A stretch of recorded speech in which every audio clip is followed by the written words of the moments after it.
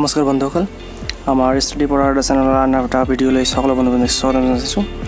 আৰু আজিও বেছি কথা নকয় আমি আমাৰ প্ৰশ্নলৈ আগবাঢ়ো বন্ধুসকল। আজি আমাৰ প্ৰথম প্ৰশ্নটো হ'ল, কোনগৰাকী প্ৰাক্তন ভাৰতীয় বৈদেশিক সচিব জাপানৰ শীৰ্ষ সন্মান আগবঢ়ায়? বৈদেশিক সচিবক জাপানৰ শীৰ্ষ সন্মান আগবঢ়ায় বন্ধুসকল। ইয়াৰে ক শ্যামশংকৰ, খ ঘনশ্যাম শংকৰ, গ শ্যামচৰণ আৰু ঘ শ্যামাপ্ৰসাদ। বন্ধুসকল, ইয়াৰ শুদ্ধ উত্তৰটো হ'ব শ্যামচৰণ বন্ধুসকল। শ্যামচৰণক ভাৰতীয় বৈদেশিক সচিবক জাপানৰ শীৰ্ষ সন্মান আগবঢ়ায় বন্ধুসকল। এতিয়া আমি আমাৰ দ্বিতীয় নম্বৰ প্ৰশ্নলৈ আগবাঢ়ো। আজি আমাৰ দ্বিতীয় প্ৰশ্ন হ'ল, প্ৰণাম বিলখন কি কথাৰ লগত সংগতি আছে বন্ধুসকল? ইয়াৰে ক ধৰ্মমূলক ভ্ৰমণ, খ ধৰ্মীয় অনুষ্ঠান সংৰক্ষণ, গ বৃদ্ধ পিতৃ মাতৃক প্ৰতি দায়িত্ব পালন আৰু ঘ বৃদ্ধাশ্ৰমলৈ চৰকাৰী সাহায্য বন্ধুসকল। ইয়াৰ শুদ্ধ উত্তৰটো হ'ব গ বন্ধুসকল। প্ৰণাম বিলখন বৃদ্ধ পিতৃ মাতৃৰ প্ৰতি দায়িত্ব পালনৰ বাবে ইয়াৰ লগত জড়িত বন্ধুসকল। আৰু আমাৰ আজিৰ তৃতীয় নম্বৰ প্ৰশ্নটো হ'ল, কেন্দ্ৰীয় মন্ত্ৰীসভাত এইবাৰ উত্তৰ পূব উন্নয়ন বিভাগৰ মন্ত্ৰিত্ব কোনে লাভ কৰে বন্ধুসকল? ইয়াৰে ক কিৰণ ৰিজিজু, খ ডক্টৰ জিতেন্দ্ৰ সিঙে, গ সৰ্বানন্দ সোণোৱাল আৰু ঘ পীয়ূষ গোয়েল বন্ধুসকল। ইয়াৰে শুদ্ধ উত্তৰটো হ'ব খ ডক্টৰ জিতেন্দ্ৰ সিঙে।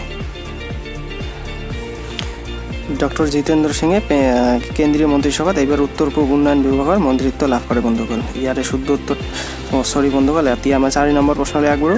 আজিৰ 4 নম্বৰ প্ৰশ্নটো হ'ল, অসমৰ ডিব্ৰুগড়ৰ পৰা বিজয়ী হোৱা শ্ৰী ৰামেশ্বৰ তেলীয়ে নৰেন্দ্ৰ মোদীৰ দ্বিতীয়খন মন্ত্ৰীসভাত কোনটো বিভাগত মন্ত্ৰিত্ব লাভ কৰে বন্ধুসকল?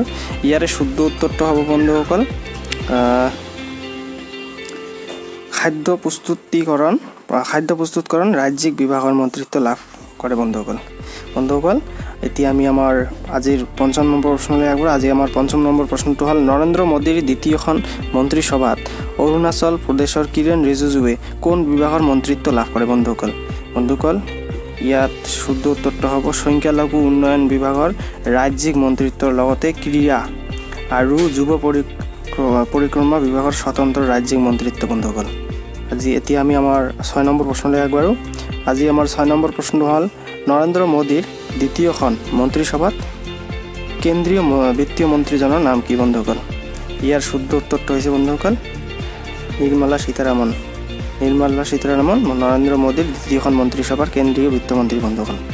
এতিয়া আমাৰ 7 নম্বৰ প্ৰশ্নলৈ আগবাঢ়ো। আমাৰ আজিৰ 7 নম্বৰ প্ৰশ্নটো হ'ল, দ্বিতীয়বাৰৰ বাবে নৰেন্দ্ৰ মোদীয়ে দেশৰ কিমান সংখ্যক প্ৰধানমন্ত্ৰী হিচাপে শপত গ্ৰহণ কৰে বন্ধুসকল? ইয়াৰ শুদ্ধ উত্তৰটো হ'ব 14 বা 14 সংখ্যক বন্ধুসকল। এতিয়া আমাৰ 8 নম্বৰ প্ৰশ্নলৈ আগবাঢ়ো।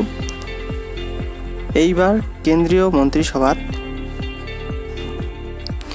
ৰেল বিভাগৰ বিভাগীয় মন্ত্ৰিত্ব কোনে লাভ কৰিছিল বন্ধুসকল? ইয়াৰ শুদ্ধ উত্তৰটো হ'ব ঘ পীয়ূষ গোয়েলে এইবাৰ কেন্দ্ৰীয় মন্ত্ৰীসভাত ৰেল বিভাগৰ মন্ত্ৰিত্ব লাভ কৰে বন্ধুসকল। আৰু এতিয়া আমাৰ 9 নম্বৰ প্ৰশ্নলৈ আগবাঢ়ো। আজি আমাৰ 9 নম্বৰ প্ৰশ্নটো হ'ল, পীয়ূষ গোয়েলে এইবাৰ ৰেল বিভাগৰ লগতে আৰু কোন বিভাগৰ মন্ত্ৰিত্ব লাভ কৰে বন্ধুসকল? ইয়াৰ শুদ্ধ উত্তৰটো হ'ব বাণিজ্য আৰু উদ্যোগ বিভাগৰ মন্ত্ৰিত্ব লাভ কৰে বন্ধুসকল। এতিয়া আমাৰ শেষ আৰু 10 নম্বৰ প্ৰশ্নলৈ আগবাঢ়ো। আজিৰ আমাৰ 10 নম্বৰ প্ৰশ্নটো হ'ল বন্ধুসকল, অসম চৰকাৰৰ শিক্ষামন্ত্ৰী কোন বন্ধুসকল? এইটো প্ৰশ্নবিলাক মই আগতে বনোৱা আছিল, সেইকাৰণে এই প্ৰশ্নটোৰ উত্তৰ আজি মই দিব নোৱাৰিম, কিয়নো আজি যোৱাকালি চৰকাৰ গঠন এতিয়ালৈকে হোৱা নাই। যদিও আপোনালোকে জানে ইলেকশ্যন হৈ গ'ল আৰু আমাৰ বিজেপি চৰকাৰে চৰকাৰ গঠন কৰিব, তেতিয়া কাক এই দায়িত্ব পালন কৰে তেওঁৱে হ'ব অসমৰ শিক্ষামন্ত্ৰী বন্ধুসকল। আজি এইটো প্ৰশ্নৰ উত্তৰ বৰ্তমান দিয়াটো সঠিক নহয় বন্ধুসকল, সেইকাৰণে মই নিদিলোঁ বন্ধুসকল। এইখিনিয়ে। ভিডিঅ'টো চাই ভাল লাগিলে লাইক কৰক, কমেণ্ট কৰক, শ্বেয়াৰ কৰক আৰু সকলো বন্ধু বান্ধৱীলৈ এই ভিডিঅ'টো শ্বেয়াৰ কৰক, যাতে প্ৰতিজন বন্ধু বান্ধৱীয়ে যিসকল বন্ধু বান্ধৱী চৰকাৰী জবৰ ষ্টাডি কৰি আছে, প্ৰত্যেকজন বন্ধু বান্ধৱীয়ে এই ভিডিঅ'বোৰ চাব পাৰে বন্ধুসকল। এইখিনিয়ে। ধন্যবাদ বন্ধুসকল।